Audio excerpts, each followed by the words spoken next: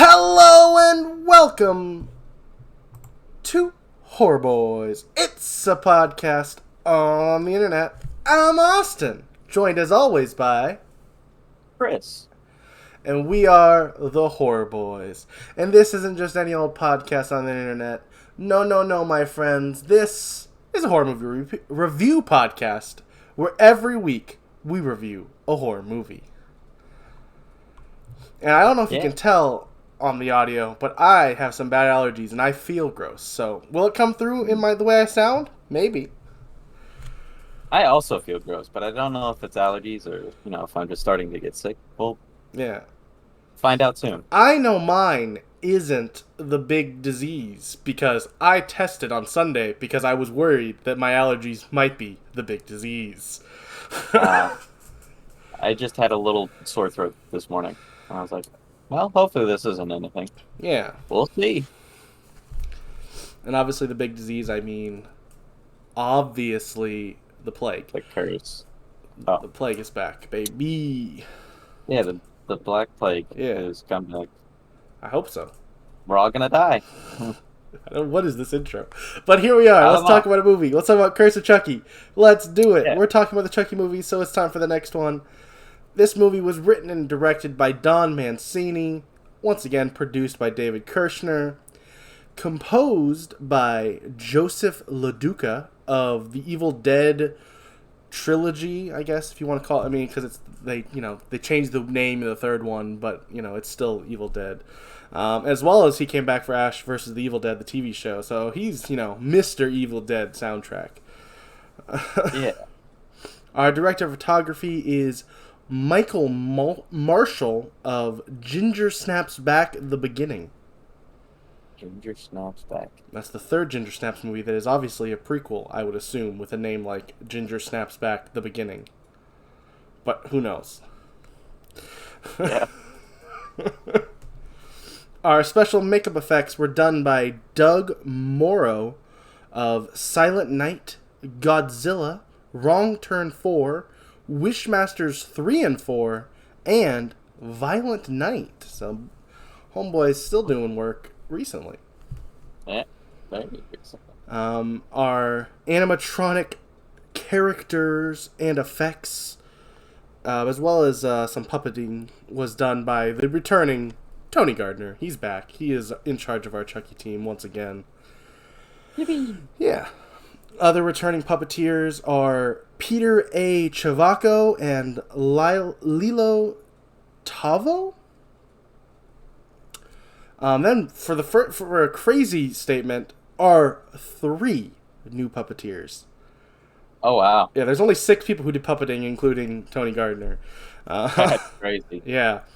Our first one is Bill Terazakis of Trick or Treat, Wrong Turn 2, Scooby-Doo 2, Final Destination 2, 13 Ghosts, Halloween Resurrection, and is a Horror Boy alum for his work on Freddy vs. Jason. Dude. Well, the effects are great. Thankfully, there was never a second one. Yeah, no. Well, there was a comic that continued the story, but no movie.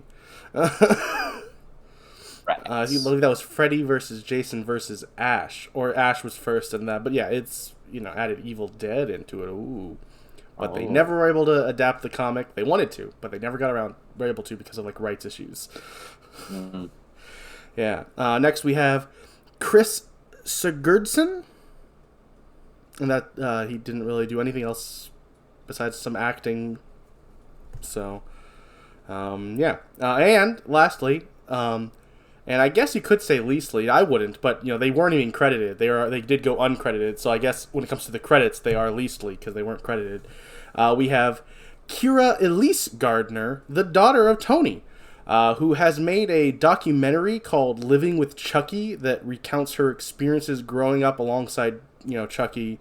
That's getting really great reviews at the festival circuit right now. It hasn't actually dropped anywhere where I've been able to see it, but I've heard great things, and I'm very much looking forward to that documentary when it's available to me in any capacity.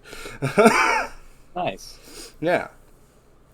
Lastly, I want to bring up the special effects are done by Alterian is the name of the special effects house, which includes, for this movie, a fabricator by the name of Billy Bryan, who is returning to the Chucky franchise from the original Child's Play, where he was a puppeteer.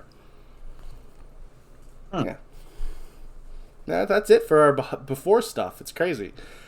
Yeah, it's the shortest it's ever been in. Thank God. Who knows if it'll stay that way going forward in this franchise? We're almost done, so who knows? Well, kind of.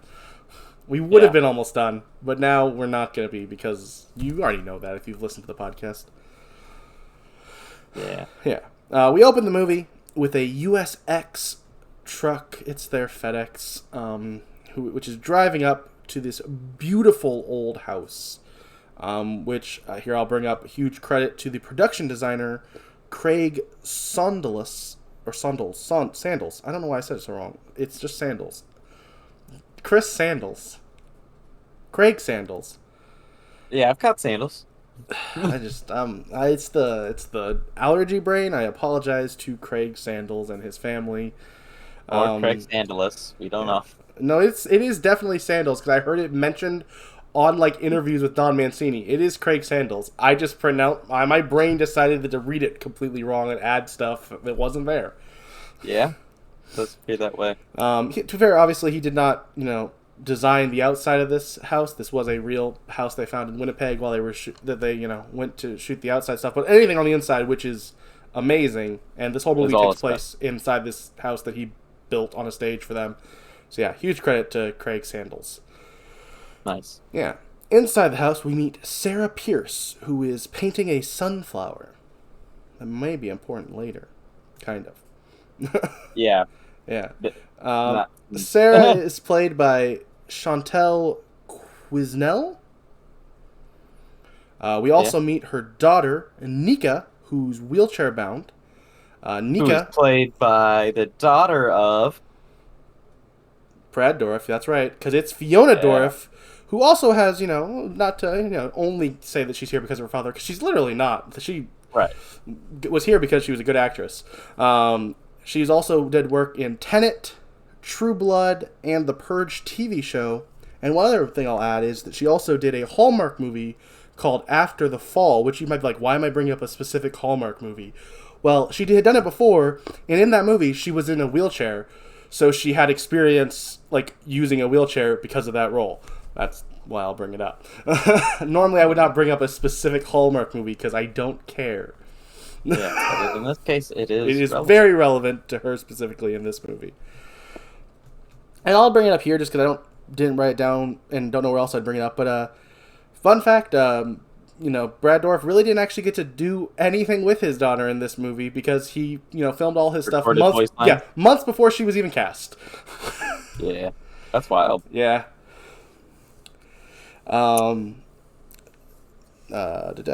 Nika answers the door and accepts a familiar-sized box from the delivery driver. The delivery driver is played by Jordan Gavaris. Yeah, and he hits on Nika. Yeah, because he recognizes her from college. Yeah, and they both kind of flirt back and forth a little bit. Her mom's like, no, he wasn't. Well, we have to get to that point first, because before that, we have to talk about how Nika talks about her uncompleted thesis on completion anxiety, because that is important later. That is brought up in this opening scene, that she has an I completely forgot about that. Yeah, and that's why I run the podcast, because I take the notes. Hey, just messing with you. For real though, if you want to run the podcast, please. I'll just stay out of it. I won't bring up the completion anxiety. If you forget it, it's fine. Just you take over, please, God. You're doing great. Thank you. After he leaves, Nika wonders if she should have asked him out. And as you brought up, Sarah says he was only being nice, and she doesn't want to see Nika get hurt. There's a funny line that I didn't write down, but I want to bring up just because I thought it was funny, where after that, when they're trying to figure out who sent this box that they don't know who it's from, she's wondering if it's a secret admirer, and Nika has a funny line about, oh, I don't want you to get hurt. It was right after, but it's a good callback to the line right before, just kind of, showing the wittiness of Nika at times. But yeah, they open this box, and it reveals, what is it? It's Chucky, with a new design that is a little jarring at first, but is explained later. Yep. There is a reason why it's a little jarring, because he's, looks a lot more like he did, in, the earlier Child's Plays, but still looks a little off, and maybe we'll find out why later. Yeah, mayhaps. They think it must be some sort of joke or prank, but Nika thinks he's cute while Sarah doesn't, which is, kind of fair. Either one, because honestly, he's kind of like weirdly kind of cute, but also not, because it's, there's like an uncanniness to him, ignoring the fact that we know it's Chucky. Like, it is both has cute features and not at the same time. It's weird. Yeah, it is kind of an uncanny valley doll. In good guy voice, Chucky says, "Hi, I'm Chucky, want to play?" After Nika leaves, Sarah throws Chucky in the trash. Fair. Yeah, that's fair, especially if you don't know who he's from. Excuse me. We cut to later in the night when Nika is woken up by Sarah screaming. Nika goes to investigate and finds her mom dead, bleeding out on the floor. We don't see it here, but we do find out later there were like scissors in her stomach. Yeah. She calls 911 as we pan back to see Chucky in a rocking chair, and we get our title card. Our credits play over this like scene of like the camera spinning around Chucky in this really cool like shot of him, like it spins around him, and then like as it spins around him, the scene behind him advances in time to like her mom being picked up by the, I don't know what people pick up dead bodies, but those people. Yeah, those people. I just realized I don't know the term for that, but whoever does that. Yeah. Never really thought about those. Yeah, I've never had before. to think about that name. I should, because it comes up in movies all the time, but I've never thought about it. I assume maybe they were EMTs, because Nika wouldn't be able to pronounce her dead, so they called them, and then they the ones. Maybe it's some EMTs. Maybe. Yeah, or it's some member of the police department. I don't know. FBI. Who knows? But the point is, this is all over the title card, all over the credits. It's not really that important. Yeah. We cut to later as the rest of it is a cool shot, though. I will say I liked how the camera spun around him. I appreciate cool cinematography, stuff like that. We cut to later as the rest of the cast show up, basically. We have Nika's sister Barb, played by Danielle Bisutti of Insidious 2. Yeah. She plays the creepy ghost. Yeah, that's right. Barb's husband, Ian. To be fair, I realized after I wrote down all four of these people that technically 3 of them don't show up till literally a scene later because they're like waiting outside, but I'm just going to list off who they are right now. Barb's husband, Ian, played by Brennan Elliott of a ton of Hallmark movies, none where he's in a wheelchair, so I won't bring up any of them specifically. Yeah, he sure does look like a guy who's in a lot of Hallmark movies. Yeah, a lot of Christmas ones where he's the, guy that the woman gives up her job for. Those kind of movies, I would assume. I didn't actually read the description, but I would assume that's all of them. He seems like the guy that a woman would give up her job in the city for. I gotta go back to my hometown and marry this guy who I just met 2 days ago. Or at best, knew in high school, but haven't talked to in 20 years. Yeah. Barb and Ian's daughter, Alice, is played by Summer Howell. Their live-in nanny, Jill, is played by Maitland McConnell.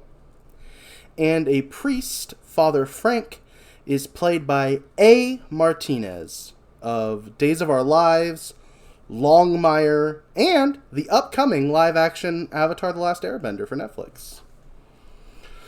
Huh. Yeah. Who knows if that'll be good, but he's in it. Wait, they're doing another Avatar: The Last. Yeah, it's just like, they're doing a Netflix like live-action Avatar like show that like the cast already sounds like 10 times better than the awful M. Night Shyamalan movie. Like, yeah, so back in the era of what was that other terrible Dragon Ball Evolution? Dragon Ball, yeah. But also, this is for the Netflix era where we have things like Death Note. So, who knows? That's not the point.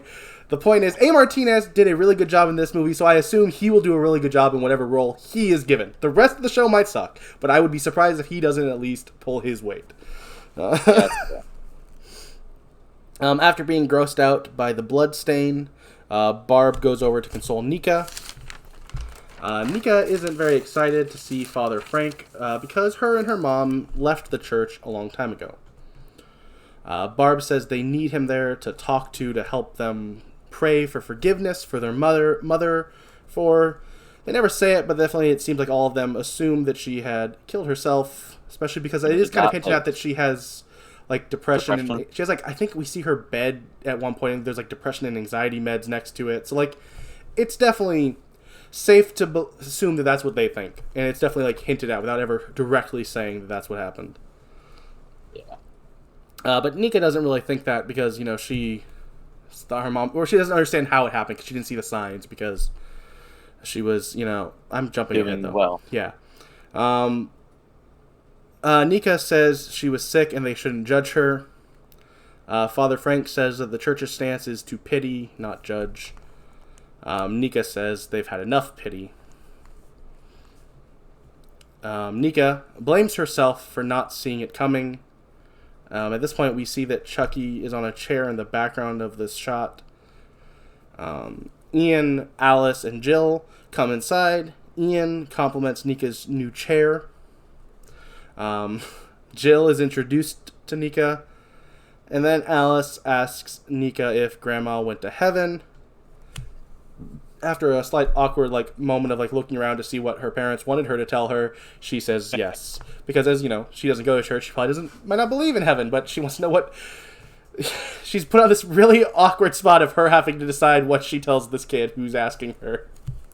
Yeah. Really nice of, Barb and Ian not step up in the moment and give an answer. Have Nika be the one who has to do it for them. Mm-hmm. No, they're good parents. We get to find that out all through the movie, too. Yeah, we do. And then Nika wants to surprise her with this gift of Chucky, but he's gone. Weird. Interesting how that would happen. I don't know how that would be possible. He's just a doll.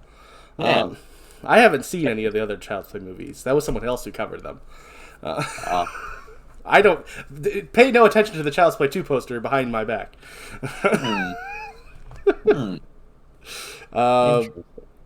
Alice needs to go to the bathroom, so Jill and Ian take her. This is our first hint that he's got some eyes for her. It's definitely hinted at that. Maybe he's into the nanny. Yeah. Or maybe she's into him. Yeah. Or maybe both. Who knows? Ian and Jill chat about how much she makes while Alice pees.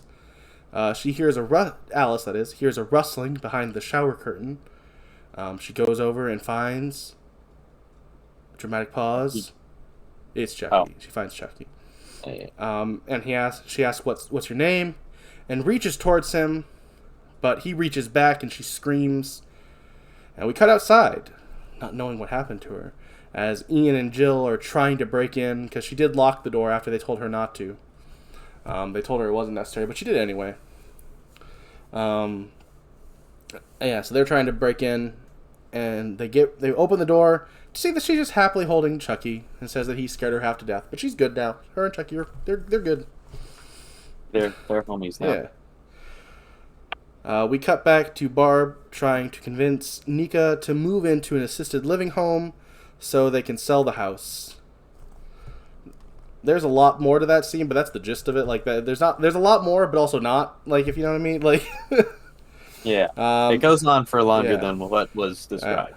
Nika points out how Barb wouldn't be struggling so much with money because she realizes it's all about money if she didn't have a live-in nanny. And Nika does not want to leave her home. Jill, Ian, and Alice, with Chucky, return. Barb does not think that Alice needs another doll. But, spoiler, we do see her suitcase later. She doesn't. But Alice says Chucky's her friend till the end. Ian thanks Nika for the gift, angering Barb. because he just, undermined everything she said. Because they're, at the very least, hey, maybe, who knows the quality of their parenting, but you know what they definitely are? Good parents together. They have a great parenting relationship. And then he says the line, "It's a doll. What's the worst that can happen?" And we roll the credits, because that's the end. We get it. Now we know what happens. Chucky says he likes to be hugged, so Alice hugs him, and Chucky's pupils widen, hinting that maybe there's more than meets the eye with this doll. And by hints, I mean, I guess confirms it at that point. Yeah, the doll is alive. But then also after this, they still kind of, go classic Child's Play 1 of trying to not show it to you. So I really feel like those eyes widening shots should not have been there at this point. Because without that shot, it kind of, you can still wonder if this is like your first time tuning in for some reason. Yeah, if this was your first Chucky movie. Which, to be fair, this is a movie that's set up in a way where it does continue the story, spoiler.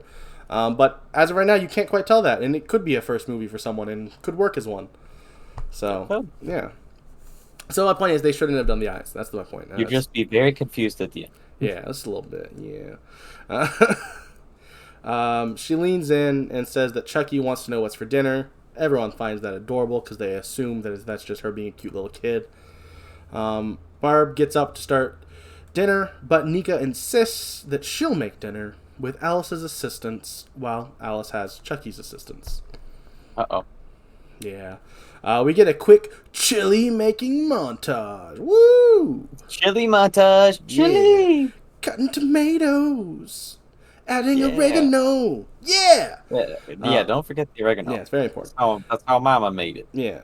Nika and Alice leave the kitchen after they finish setting it up, the food itself, to go set the table, giving Chucky a chance to put rat poison in one of the bowls of chili.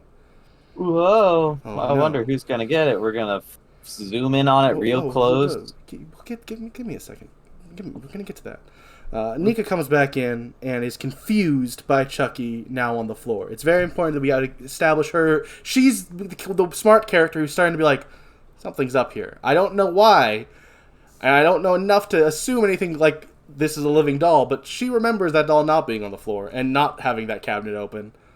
Yeah, and the fact that no one else was in the room at that time. But she doesn't quite, jump to the doll is alive conclusion because she's not a crazy person. Yeah.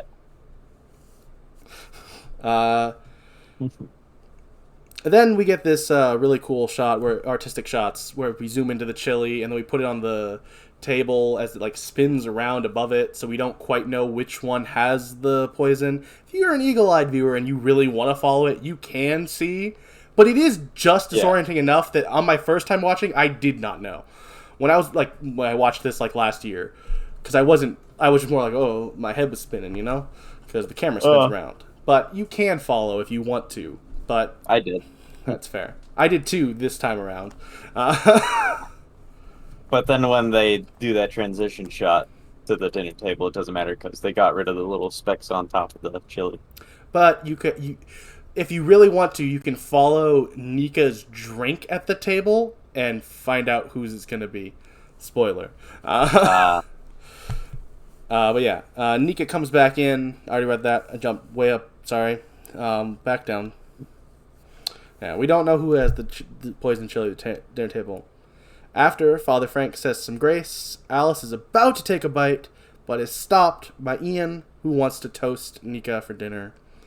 Barb sniffs the chili, and that's where we find out it's actually vegetarian chili, so that's pretty cool.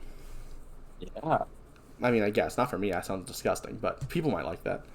Yeah, I need a little ground sausage in there or something.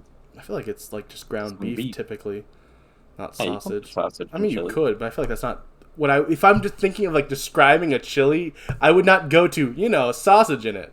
That's a specialty sub chili. That's not your default chili. I personally eat turkey chili because I try to not eat beef because it ground beef and chili. Yeah. But this is a vegetarian chili. Yeah, so just beans. It's beans and tomato sauce. Yeah, pretty much. Yeah. And I mean onions and spices, and I'm sure, oregano.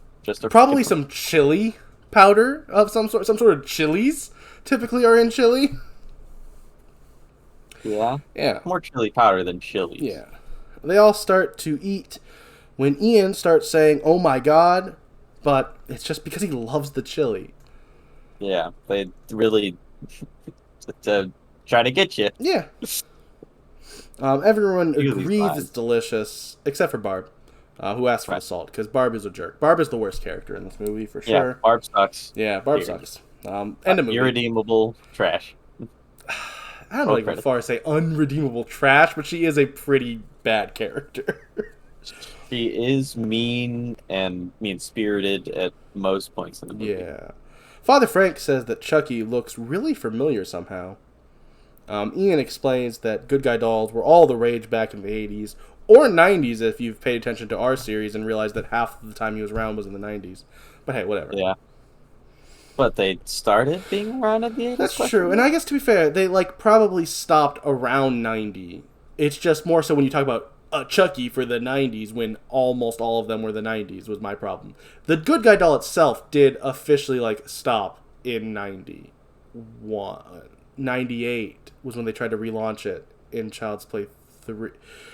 Just ignore it. Just don't think about it, guys. My brain hurt. But yeah.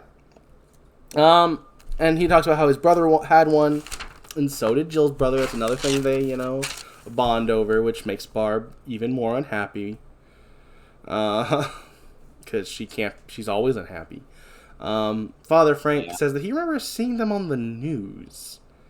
And Ian says he remembers seeing people waiting in line for them, like the Smurfs and Cabbage Patch Kids, which I don't remember the Smurfs being something you waited in line for. Yeah.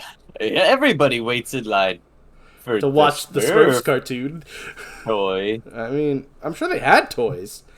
But, Cabbage Patch Kids, at this point, we're in 2013, so we could talk about, Tickle Me Elmo craze. Sure, the early ones couldn't talk about that, but there were definitely other things at this point. But they went with Smurfs as the second thing. The Smurfs toy. Not the My Buddy wanted. doll that inspired his look. Not, Yeah, not Raggedy Ann. Yeah, no. We'll go with Smurfs. Not G.I. Joe. Yeah. Well, I don't know if either of Raggedy Ann or G.I. Joe had, that, crazy fervor that, Cabbage Patch Kids or the good guy dolls were supposed to have had and stuff, to be fair. G.I. Joe's definitely had a pretty big phone, I feel like they were never, that style of, the cat. Everyone had to get to that. They came out over years. I could be wrong. I'm not a toy historian, but you don't hear about that when you hear about things like the Cabbage Patch Kids and the Tickle Me Elmo, crazes where there was that one year where everyone had to get it and people were, dying, being trampled over each other to get them and stuff. But yeah. So we get, now we transition to some close-up mouth shots of everyone eating the chili. Woo! Yeah. Before Alice starts making a grossed out face. Nika notices and asks, "What's wrong?" Alice says it tastes funny. Maybe they put too much oregano in. Barb responds, "Come on, Alice, it's not that bad." Because, once again, Barb's a jerk. Yeah. She has to say not that bad when everyone else just we get it. You don't like the chili, Barb, because you didn't make it. I don't like anything that my sister does. I wanted to be the one to make the chili. How dare she be good at something when I want to prove that she's terrible at living on her own? Yeah. I am extremely ableist. Yeah. Yeah. She also tells her, to keep eating it. We zoom in on Father Frank, who starts to sweat. But before he can really react to the poison chili he might have eaten, he says he has to leave. He has a church thing. And he sees himself out. He's got a church thing. I mean, he probably does, honestly. He probably does. Or it might be, an AA meeting, as we're about to find out in this next scene, 'Cause those are sometimes happen at churches, Sometimes. Yeah. We cut to Officer Stanton showing up to a crash site, and he, the other officer there thinks... Stanton is played by Adam Hardig of a bunch of Hallmark movies and Violent Night. Huh. Yeah, he plays a waiter. Wow. Yeah. But yeah, he does not think that he was drunk driving, even though that's the popular theory between the other cops and firemen, because he's part of his parish and he knows he's not a drunk because he's his sponsor. So he's no longer a drunk. And therefore definitely could be someone who could relapse, honestly, then, actually. Yeah. Hey, we've learned in... Rome wasn't built in a day. A little slip is okay. Seed of Chucky, the greatest movie of all time. Yes, we know. We learned this last week on the podcast. Everybody relapses. Yeah. It's okay. It'll be a little messy sometimes, but Rome wasn't built in a day. Don't beat yourself up. Yeah.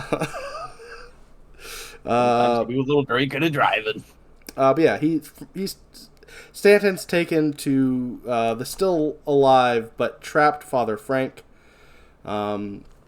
Stanton gets the firemen to remove the crushed body of the car around him, which is not a good idea because it causes Father Frank's neck to start gushing blood before his head just falls clean off. In an awesome gory kill. I love it. It's amazing. The head prosthetic they made is great, especially in the behind the scenes footage. It's you just see it, it looks just like his head. But yeah, so Father Frank is dead. Very. Yeah, we cut back to the house where the adults are watching an old home movie when Nika was still in utero. Young Barb is played by Callie Beard. Nika's dad is played by Kyle Nobles of Joyride 3, alongside Horror Boy alum Ken Kersinger of Jason Takes Manhattan, and he was Jason in Freddy vs. Jason. Yeah. Jill asked what happened to their dad, and we find out that he drowned that year before Nika was born. The home movie pans over to a man that neither of the girls seem to recognize. But we know that it's Charles Lee Ray, or Chucky to his friends, who is still played by the amazing Brad Dourif. Yup. Even though, he's definitely way too old for it, but they throw a wig on him and they try their best to age him down. And you know what? Yeah. Here's the thing. Is it done well? Technically, no. But they did their best, and I don't care because it's Brad Dourif on the screen, and Brad Dourif's awesome. Yeah. I won't tell you what they do, but there is a point in the Chucky TV series, spoiler, where they do have, young Charles Lee Ray, and I love the way they do it then. I'll just say that as a tease for Chris or any of the audience who hasn't watched the Chucky TV series. Yep. Yeah. Alice comes in and says that Chucky's gone. Barb tells Alice to go get ready for bed, and Jill will look for Chucky. Ian is about to get up to help Jill, but Barb stops him. Nika seems suspicious of Chucky disappearing again, and she goes to call the delivery company to find out where Chucky was sent from. But the landline won't work because of the storm, and she has no cell reception as well. Oh, darn. Upstairs, Jill looks for Chucky, to no avail, only finding a Cabbage Patch doll and this creepy Humpty Dumpty looking doll in the closet. Jill talks to Alice, who's brushing her hair, and Alice sees Chucky run past in the background and sends Jill after him, much to Jill's anger. She's like, really, I have to deal with this crap? What do you mean you just saw him? It's probably what she's thinking, because this doll can't be alive. I mean, honestly, at this point, there's no real reason for anyone but maybe Nika to even suspect anything's going on with this doll. Yeah.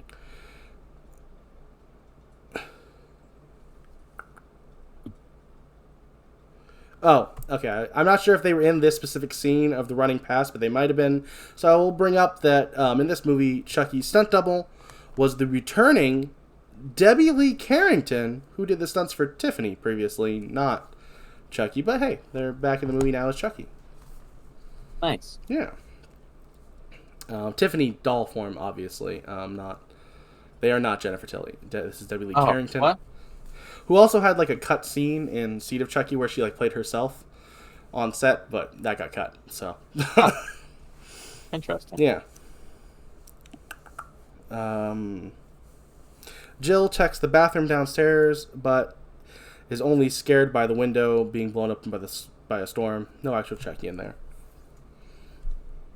In the kitchen, after that, she sees a knife. She sees that a knife is missing, but she doesn't really think much of it because she's joined by Barb, and they start making out. What? Because Jill's not hooking up with Ian like we thought. No way. She's with Barb. I mean, that's fine. That's whatever. Yeah, that's crazy. Well, the worst part about it is it's Barb. Yeah. I feel bad for Jill. Honestly, Ian's a better guy. I wish she, but maybe that's not the way she goes, and that's fair. Yeah. I just he could still do better than Barb. Yeah. There's Nika. I mean, nice. She just met Nika. Yeah, that would be a little bit weird. And if anyone hits on Nika, they're just being nice, Chris. That's what I heard. Oh yeah. But yeah. I already read that. I was about to say in the kitchen. Making out in the kitchen. Yeah, making out in the kitchen. In the kitchen. Making Jill's out not hooking up with sleep. Yeah, okay. We head to the living room. And Nika goes back to the living room specifically. And she finds Chucky next to a sleeping Ian. Nika thinks Alice wanted Ian to find him. Ian says he hasn't been spending enough time with Alice. Then Chucky, in good guy voice, says life is short. They're both kind of taken aback by is that something he's always said? And Ian asks what else he's been saying behind his back, and Chucky goes through the whole good guy vocab, ending with "I'm your friend to the end," with no hidey ho, and I'm mad, and how dare they retcon that line? How dare they?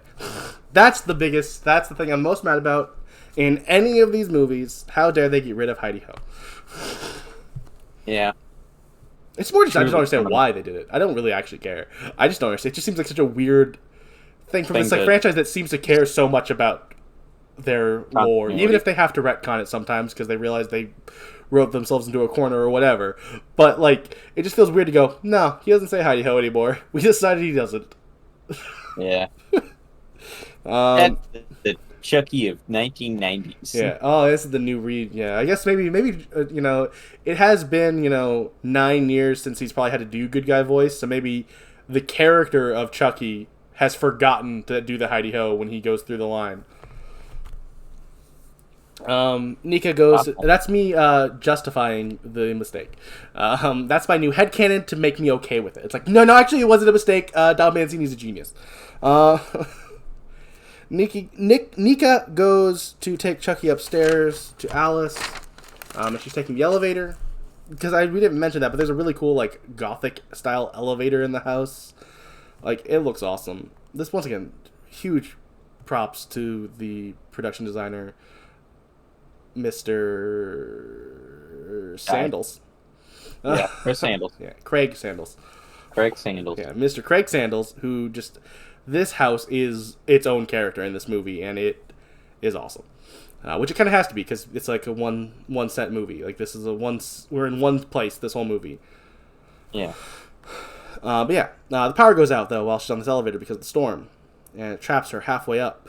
And she has to ring for help. Barb angrily stops kissing Jill to go help Nika after complaining about how Nika always needs something. Yeah, she never lets me make out with my nanny in silence. Gosh. Nika hears a knife sheathing, even though I believe it literally says unsheathing on the subtitles, but I don't know what it would have been sheathed in. But yeah, whatever. Well, we discover it's his overalls. I guess I still wouldn't call that unsheathing, but okay, fine.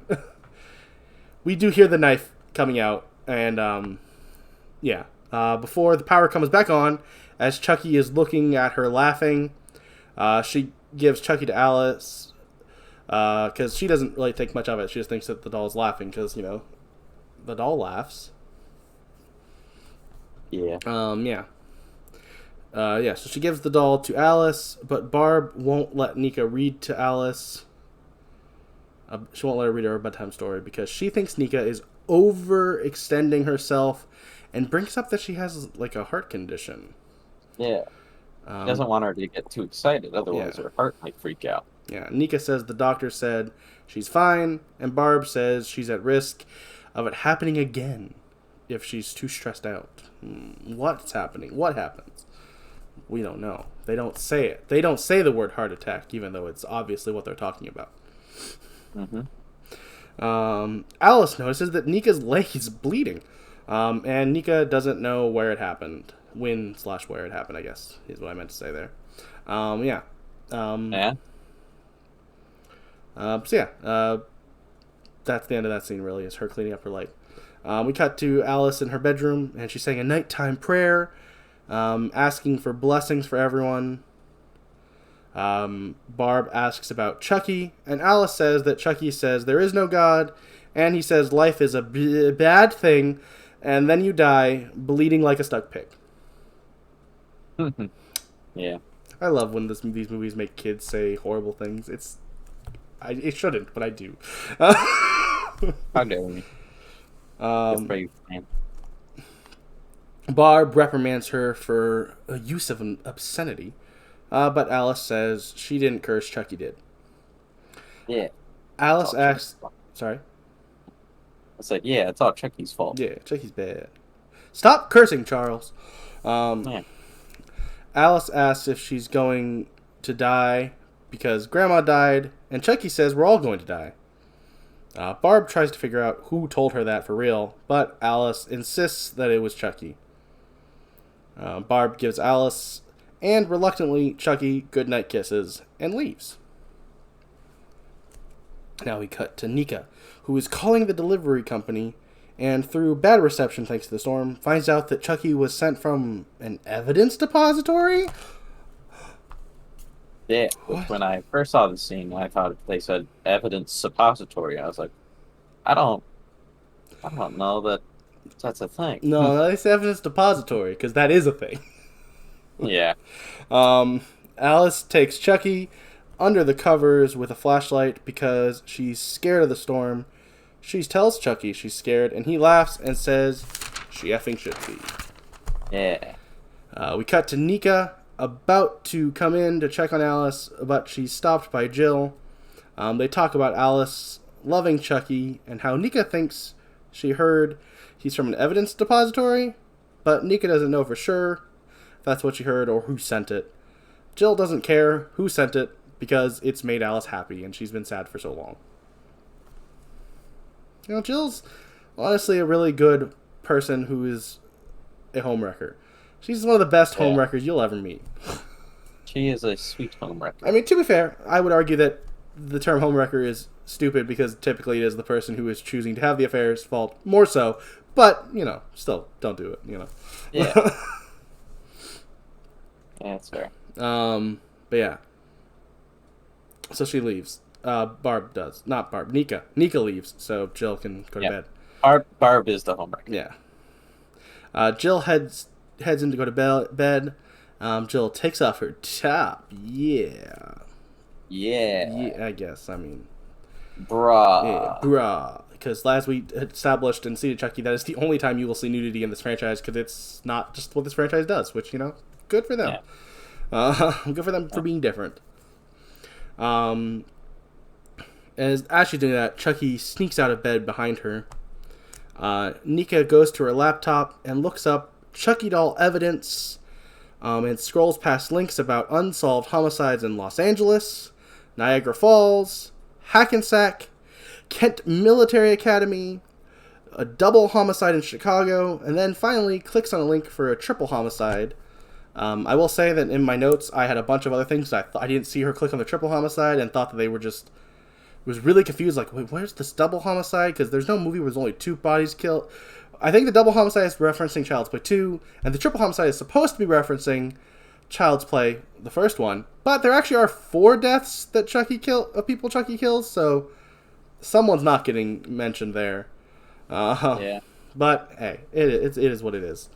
But yeah, so she reads that article, and she finds out about Andy Barkley and Charles Lee Ray. She also even sees a picture of him. That is a little bit later, but this whole scene of her looking stuff up is intercut with the following scene that I'm about to discuss. But I'll go through.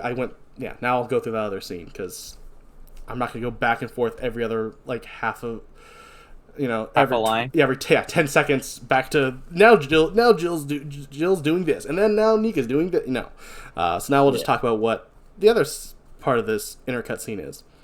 Upstairs, Jill, now in her underwear, video calls Barb, but before they can get to the virtual harmonica playing, which, first off, before we even get to move on, really? You're going to, right next to your husband, and while she's in the room with your daughter?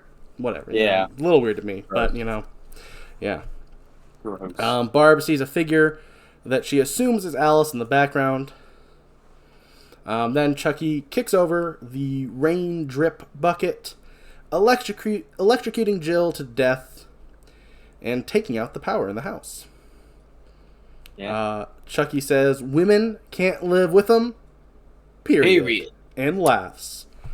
Which is a joke that me and Chris came up with on our own around 2014 after this movie, but before we saw it. So I just want to, give ourselves a pat on the back for making that same joke. We also went through our chauvinist era. Yeah. We also used to be terrible. Yeah, we don't talk about that. We're moving on. Yeah.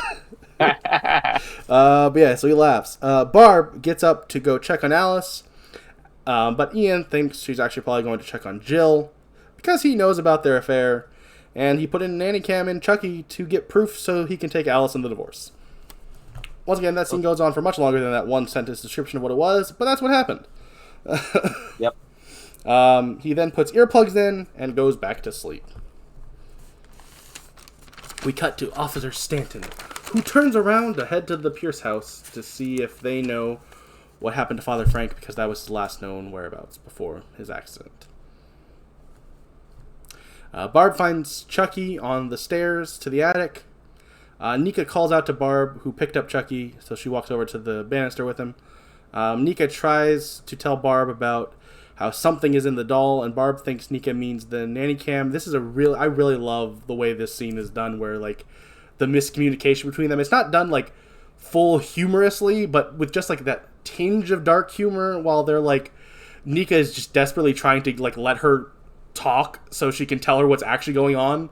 But Barb is just set on, oh, so you just knew about this, you're jealous of me, and you're trying to, you kept this nanny cam from me, and, like, I love this little interaction between the two of them. It is one of my favorite scenes of the movie, honestly. Yeah. Yeah, it's pretty good. Yeah. But yeah, so... Very cleverly. Yeah, it's very cleverly done, where she knows something's in the... Yeah, I love it.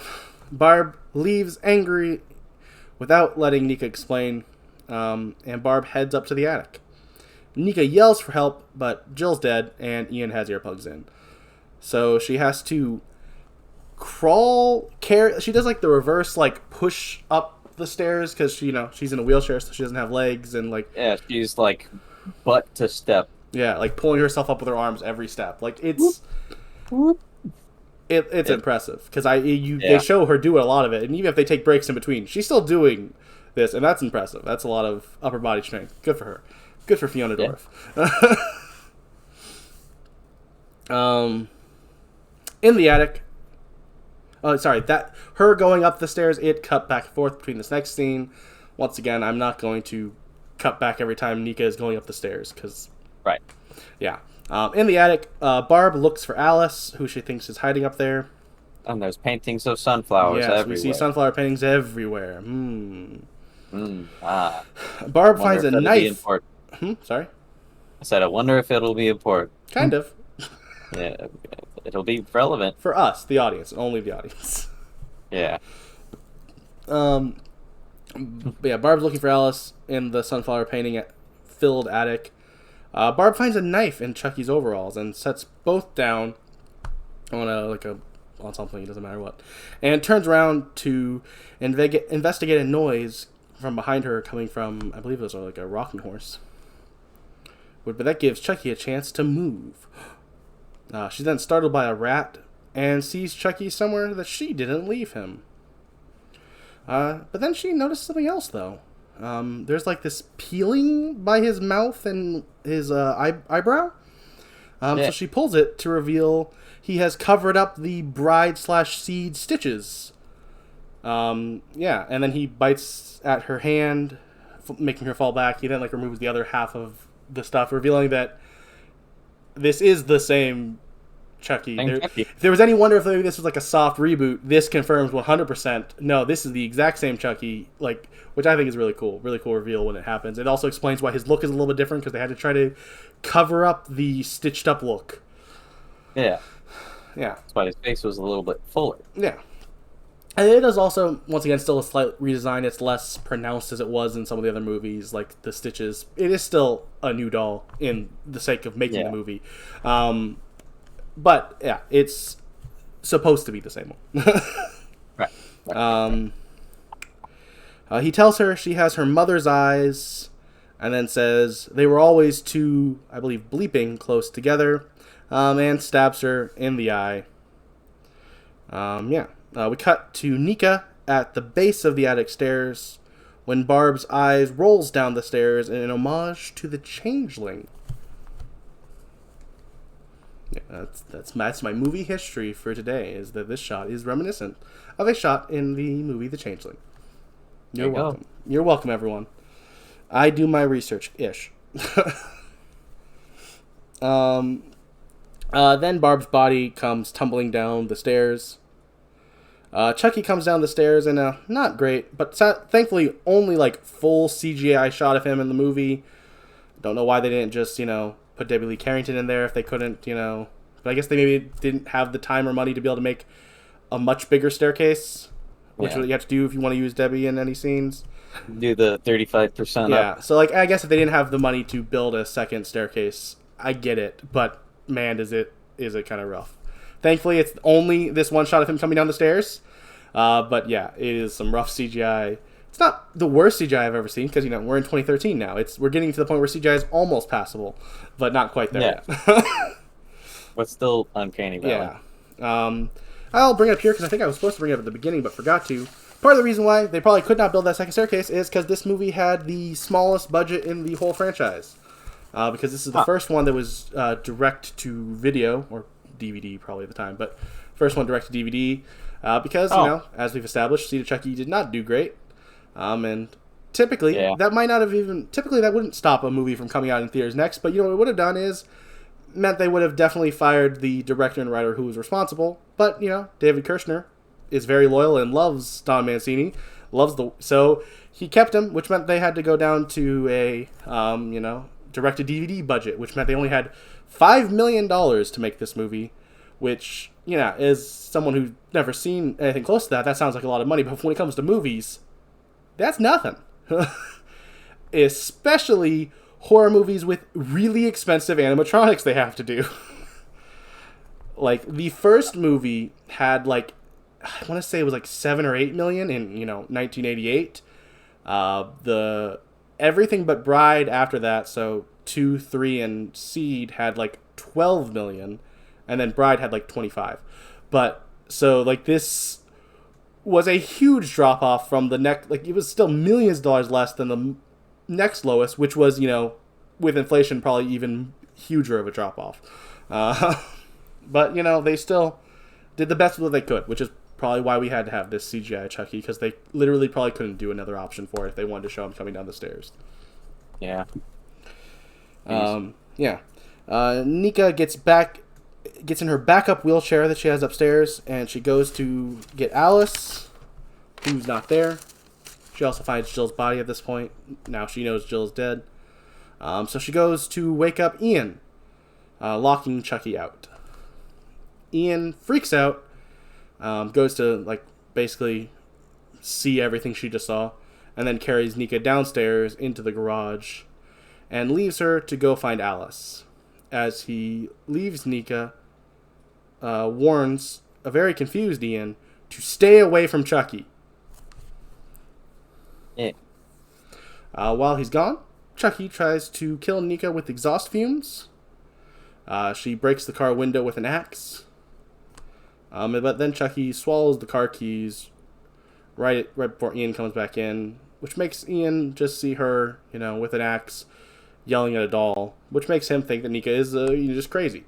And probably the person who killed the people that he loved. And maybe Alice, because he doesn't know where she is or what's happened with her. So, because he's suspicious of her, he does not take the syringe that she tries to hand him because her heart condition's starting up and she's having that heart attack, and so he does not help her and he lets her pass out. And the movie ends because she's dead and the movie just ends. Yep. No. Fade to black. Roll credits. No, we can't roll the credits after one ending. Even if this was an ending, that wouldn't be the end of the movie. Wow. This is the Lord of the Rings of the Chucky Child's Play franchise. But yeah, so he lets her pass out. She comes to, tied or taped to her chair in Ian's bedroom, which I assume was probably her mom's bedroom, but whatever. It's the room he's been in. He watches the footage to prove that try to figure out where she hid Alice. And he sees that Chucky locked her in the closet. Before switching to the live feed, as Chucky when he looks and sees her locking the closet, there's another fun thing I wasn't going to initially bring up because we don't curse on this podcast and it's all just him cursing. But like, she tells him they're playing hide and seek and he tells her to like shut the F up or something like that. And then she does her own, oh dang, I'm blanking on the character's name. Samuel L. Jackson. No, not at all. What? The little kid from Child's Play 3. Oh. She does her own, like, stop cursing to him. Not at all Samuel L. Jackson. What? Yeah. So now Chucky's in the room. Kid. Yeah. Chucky runs into the room now because we're on the live feed and we see him come in. But Ian, it takes him a while to figure out what's going on. So Chucky has a chance to shove Nika into Ian, knocking him down. Chucky takes the axe and chops off his bottom jaw, killing him. In like a half CGI, half like practical kill. Like I think the jaw itself is cut off in CGI, but then there is like a practical like fake head. Jaw? Yeah, fake head left after there. Because he did do like a life cast, not a life cast, because that's the whole body, but like he did a head cast for this, so it is a real prosthetic there, but I think the jaw was cut off in CGI, and you can kind of tell. But it's still after it's cut off, it's a cool little, head effect left there. Little fake head. Yeah. Now he's dead. Chucky then runs at Nika, who has just freed her hands, so she's able to like push her. She like pushes herself back on her wheelchair, like tilts herself back. So he runs into her leg, jamming the axe really deep into her leg, which is gonna like not be good for her because she can still bleed out there, but she's not gonna feel it at least. Yeah.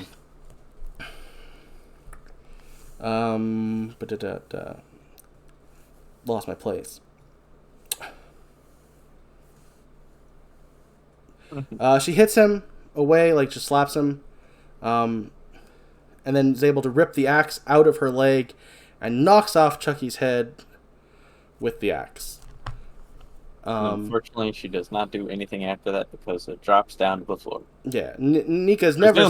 Dead. Yeah, Nika's never seen a Chucky movie, so she thinks Chucky's dead, and she like rolls over to her bedside table to tourniquet her leg as Chucky puts his head back on behind her.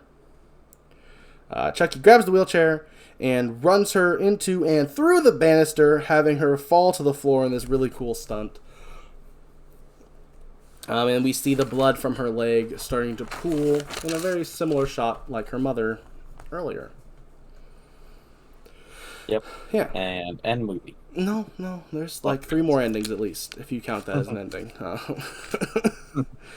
Chucky comes down the stairs. I believe this is, actually Chucky coming down. I guess they had 2 versions of this stairs, because this looks like it's probably Debbie Lee Carrington. Because it looks a little off. Not quite puppet, but also, not, oh my gosh, this is CGI. Chucky comes down the stairs. Nika asks, why them? And Chucky replies, didn't your mother ever mention me? And we get a black and white flashback. Woo! Yeah. Because it's 1980s, and for some reason it's black and white. I feel like it's also just a somewhat... big reason is also just to hide the age of Brad Dourif a little bit, as well as Yeah. just make it style. It's also just it's just a stylized choice. I don't think it's meant to be like it's because it's old. It's like it looks weird because there's also the extra stylized choice that comes like a scene later in this flashback that Yeah, where they Yeah. do only the sunflowers and color. they go full like Sin City. Oh, Yeah, the full Sin oh, City. Yeah. I said sunflowers. Yeah, guys. I'm spoilers. sorry I ruined it. But yeah, so we get a black and white flashback where he tells her that he killed her dad and kidnapped Sarah, which is her mom. He surrounded her with sunflowers. He also like really thinks that they're a family here, which is kind of one of my kind Weird. of few complaints I have with this movie, because I think this movie is great. Spoiler.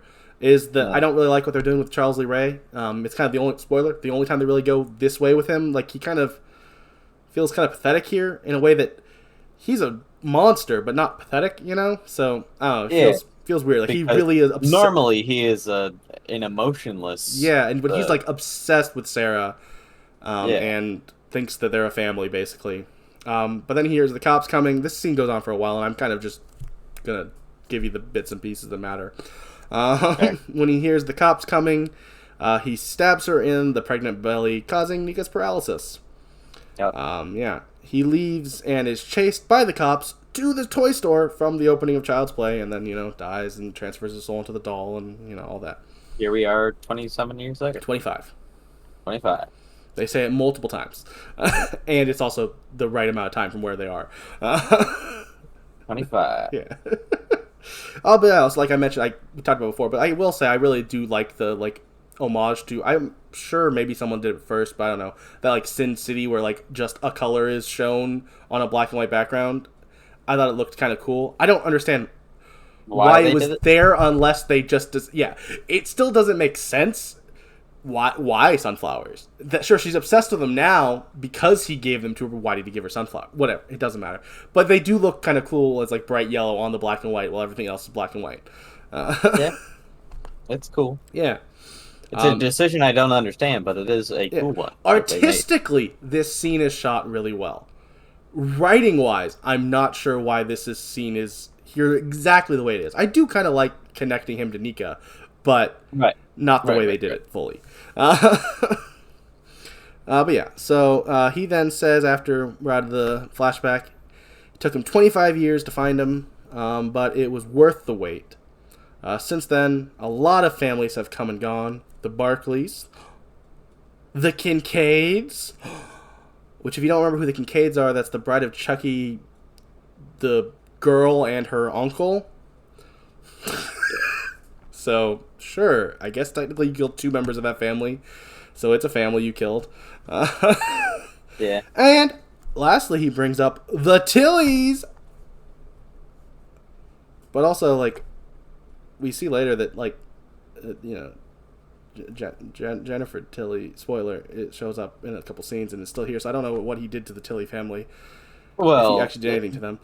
Jennifer Tilly's not Jennifer Tilly. Well, yeah, but did he kill? But the Tillys implies he killed a family. He didn't kill a family. You could argue, yes, him and Tiffany killed Jennifer Tilly before. The one Tilly to ever exist. Yeah, but they called it the Tillys. But whatever. Sorry, this is honestly nitpicking to a point level that is not necessary, and I acknowledge that, and I will move on. But Nika, your family was always my favorite. And now you're the last one standing, so to speak. Yeah, because she's on the floor, not standing, because she doesn't. She literally can't stand. Is the joke there? Yeah. He tells her she reminds him of Andy Barkley. Nika asks if he killed him too. Chucky says more or less he killed his childhood, and says the truth is he killed her 25 years ago. So she can't call this living. She's just on life support, and it's time to pull the plug. Nika says, "You never actually killed Andy Barkley, did you?" And says he has completion anxiety. Remember, we said that was important. Remember? Yeah, I didn't. But it was actually well done writing there to call back to that. Yeah. But yeah, so he has completion anxiety, and it's very common in males. He says he's going to kill her slow, and she says, "I know, 25 years must be the slowest murder in history," and asks if he's waiting for a sign from God. As the power flashes on, giving her a chance to crawl to the elevator. And she's able to close herself in, but can't go up because the power went back out. Chucky slices up her fingers as she holds the grated door. The gate shut? Yeah, the gate. Yeah. Closed. She grabs the blade and takes the knife from him, which is that's awesome. That's hardcore. Yeah. You know? That is hardcore. She takes it from him. He comes in, and she stabs him in the back as he bites her arm. When she pulls out the knife, though, stuffing comes out, not blood, which adds to a weird, cool moment here, but really plot hole if you think about it overall. Of why earlier when she knocked off Chucky's head, was there no blood or anything? Why is he a doll here? It doesn't quite make sense with the way Chucky's rules have been established and will be established going forward after this movie. I'll acknowledge it. It's a little bit of a flaw, but it looks cool and adds to this movie's "is she crazy" theory. Like is it all her? It's a cool moment for this movie, but if you look at this as a part of a franchise, it is a flaw. Because it is a part of a franchise. It's not alone. It's a standalone I guess movie. that doesn't make sense. Yeah, no. He normally would still be flesh and blood. He'd have some level of flesh or something, yeah, you know? Yeah. Even if in that first movie where he only really had a little bit of blood or just a heart, still. But yeah. He pops back up as we head outside to Officer. Also, a really cool way it looks as the fluff comes out. It looks like it's snowing. It just looks cool. Yeah. But yeah, after she stabs him, he pops back up, and we head outside to Officer Stanton showing up. When he comes in, though, he just finds Nika, looks upstairs, sees Barb's body. Oh, and Nika's holding a bloody knife. And Chucky's not even near her at this point because we see that Chucky is in the rocking chair from the intro. And that's the first ending. Yep. Now let's go into the more endings. We head to a courtroom where Nika is found legally incompetent and sent to a facility for the criminally insane. Nika is rolled past the evidence, including Chucky, who she yells at, "I'm still alive," adding to her whole completion anxiety, you couldn't even kill me. He may have won the battle kind of by making her have to go to the hospital, the mental hospital and whatnot, but he didn't win the war. He didn't kill her. Yeah. I'll also bring up that this was another part of the scene, as we kind of established in, I think it was Bride of Chucky, how he wanted to have Chucky as evidence at some point. This specific scene, I believe, was basically in the script of Child's Play 2's opening, but it was supposed to be Karen, Andy's mom, and she was, not the crazy part, but she was supposed to go to court with the evidence in front of her and the opening of that movie, but they decided to just cut it and cut Karen out of that movie entirely. But yeah, it's I've talked about before, though, it's the Don Mancini bringing things back, because he has an idea that he likes, he'll find a way to get back to it. Yeah. Which, respect, because he normally makes it make sense, at least when he brings back ideas. But yeah. So she goes past the evidence, and then Stanton, he takes Chucky into his cop car, and it's for some reason, I don't know, the color grading on this scene looks very familiar, almost exactly like it was in Bride of Chucky. And then he says almost the same line on the phone to someone, but then also almost the exact same thing. Out from behind him pops Tiffany / Jennifer Tilly / who knows who. I mean, it's Tiffany controlling Jennifer Tilly's body, who slits his throat in a awesome kill. The amount of blood that comes. It's a simple concept for a kill. It's the classic throat slit, kill, but it's blood. There's a lot of it, and I like gore. There's a lot of blood. Yeah, you don't like it? You seem not happy with it. What complaints do you have about this kill, Chris? I mean, that's fine. All right. It's a kill we've seen before. But not with this much blood. Not bad. They did more blood this time. Oh, okay. I mean, there is a lot more blood than we've seen on this kill in this franchise, at least.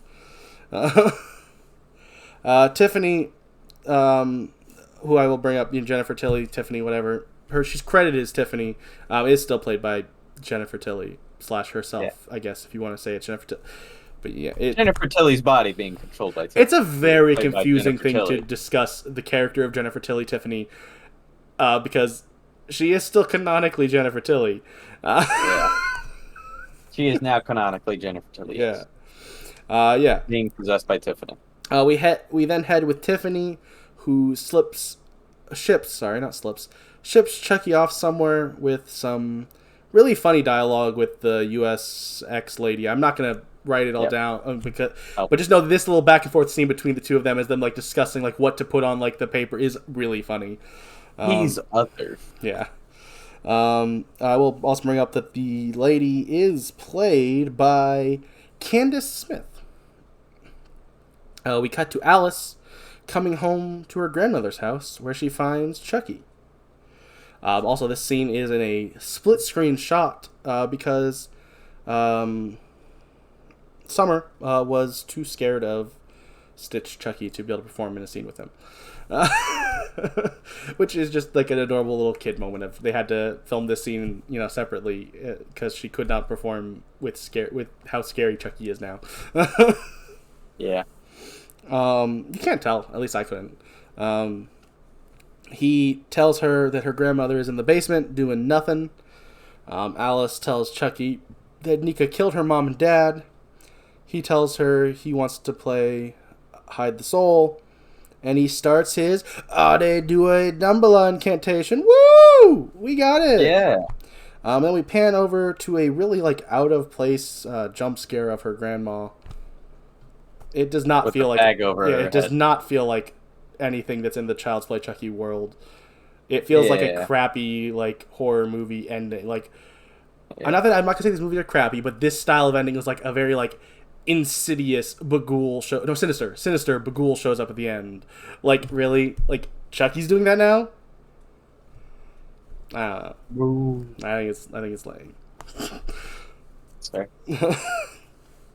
And then we head to our credits, and the movie ends, right? No. We have a post-credit scene 6 months later, where Andy Barkley gets a familiar-sized box in the mail from a USX lady. Andy is played by the returning Alex Vincent.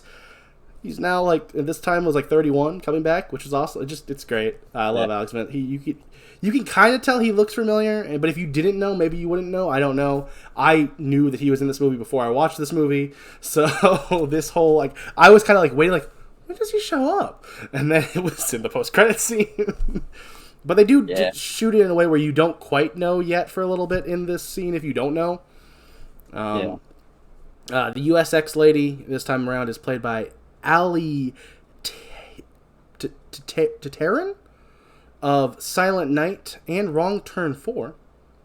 Oh. Upstairs, Andy gets a call from Ghostface. No, wait. It's Andy's mother. That's right, 2 bits in a row, because I'm a baller. And then she's with someone named Mike, possibly Detective Norris, never confirmed, but definitely a possible theory. He makes plans to see her tomorrow for his birthday. And this is happening while Chucky starts to cut himself out of the box. We then have a panning shot where we see some stuff on his counter, which confirms that this is Andy if you didn't know. We see on his shelf a diploma from Kent Military Academy, a picture of Kyle, and a picture of him and Karen. Chucky frees himself.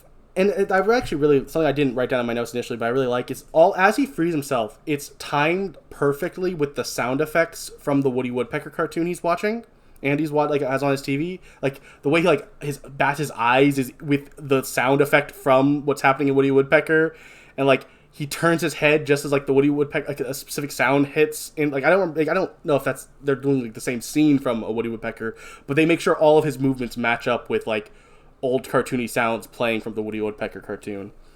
And Chucky turns and sees Andy with a shotgun, and Andy says, "Play with this," and shoots him as we cut to Andy's credit, and the movie ends. As I've said, this movie's not perfect. We pointed out a lot of flaws. Not a lot, but we pointed out flaws.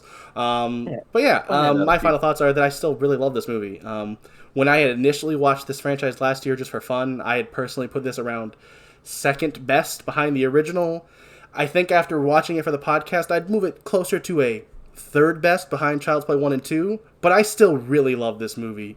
I am a Seed of Chucky apologist. I will say that I don't mind the different tone that Don Mancini wanted to go for, but I also still want, this is Chucky. This is Child's Play 1. This is like true horror Chucky, and I'm down with that.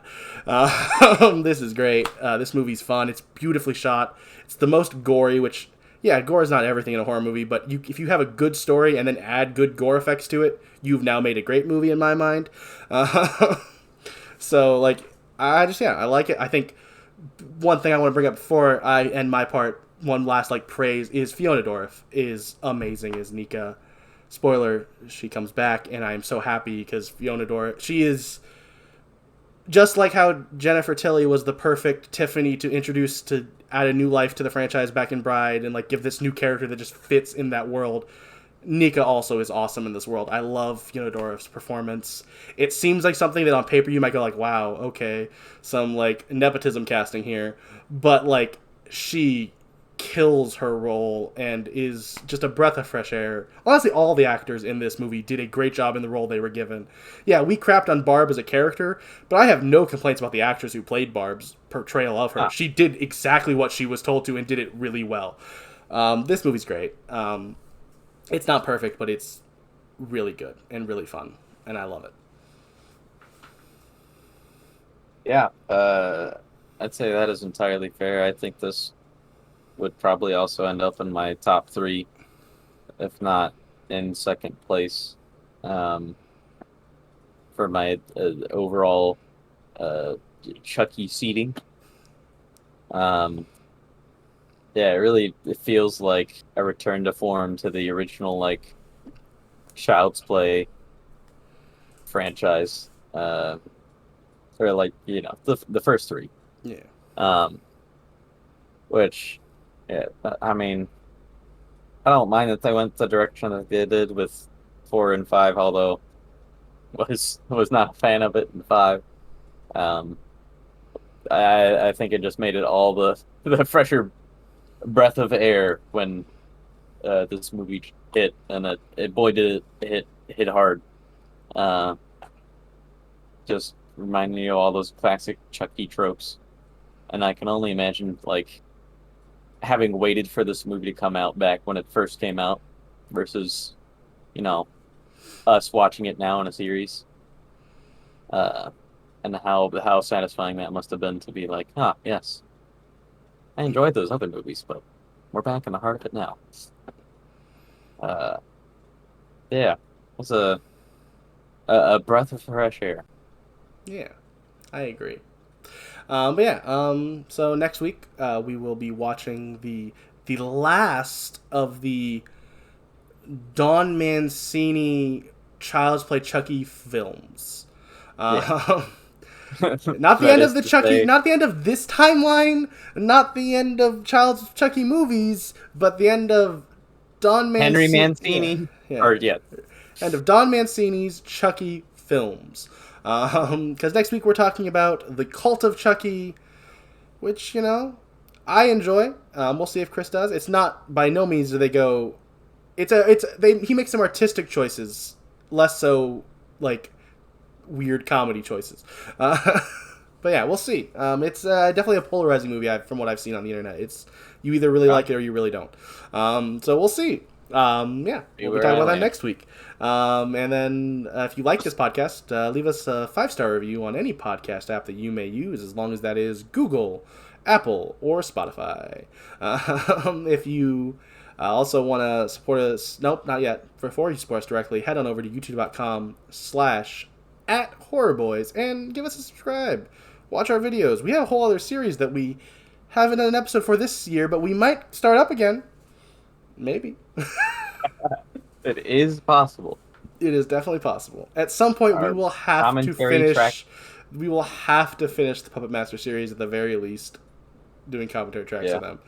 Will the series continue after we struggle through those? Who knows? But if you want to support us directly, patreon.com/horrorboys. I've been Austin, joined by Chris as always, and we will be back next week. Bye-bye! Bye bye.